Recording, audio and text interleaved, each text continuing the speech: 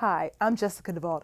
I'm a fashion stylist and the CEO of the Jessica DeVault Agency. Today I am at an Affair to Remember boutique in Fayetteville, North Carolina, and I want to give you a few tips on how to choose a headpiece for your dress. Now, when buying a wedding gown, that's usually the first thing you look for.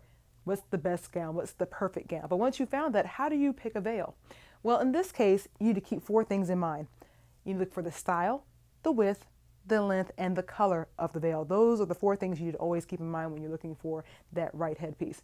So let's get started with the basics of style and width. Now here, as you can see, our model, Lindsay Arizmendi, is showcasing a beautiful gown with really ornate detailing right here in the center near the top of the bodice. Now, with the veil, you don't want to get an equally elaborate veil. That would be too much. So remember, when you have a dress that's really ornate in detail, think simple with the veil. In this case, we have little details on the ends and the scalped ends of the veil, and that's just a nice touch just to accent the dress.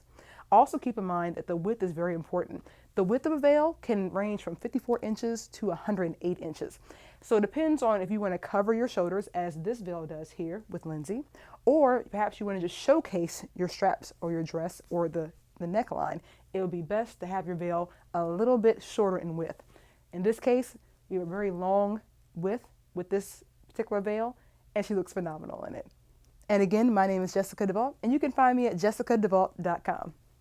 Now, here's an example of what to keep in mind when it comes to length. Veils can vary from being very short, like shoulder length level, all the way down to the ground and covering your train, which is usually considered to be a cathedral style veil. Now, in cases of this, keep in mind that when you're getting a dress that's, say, informal like this one is, that a shorter veil that comes to the shoulder or to the elbows is usually pretty acceptable because it's a little less formal. For dresses that have really long trains, a cathedral style veil will likely be best because it just has the better impact.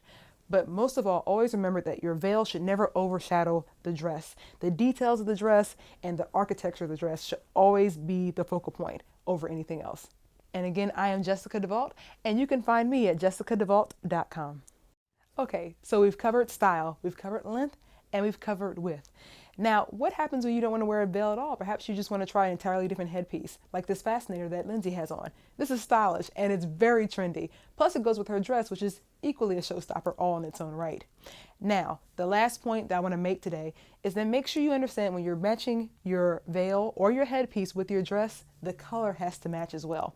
You can go on some websites and purchase a veil, and they come in up to 15, 20 different colors and different shades of white. So don't feel as if you can't find it. You can always find it online if you can't find it at your local boutique.